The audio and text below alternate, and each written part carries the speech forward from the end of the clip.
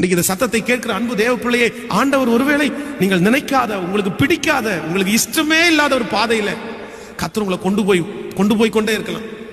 எனக்கு சுத்தமா இந்த வீடு பிடிக்கல பாஸ்டர், எனக்கு சுத்தமா இந்த குடும்பம் எனக்கு பிடிக்கல, சுத்தமா எனக்கு இந்த வேலை எனக்கு பிடிக்கல, இந்த வாழ்க்கை எனக்கு சுத்தமா பிடிக்கலன்னு உங்க மனசு திரும்ப திரும்ப யோசிக்குமே. ஆனால் கர்த்தர் நீங்க சொல்றாரு, பொறுத்துக்கோ, காத்துரு, அக்செப்ட் பண்ணிக்கோ,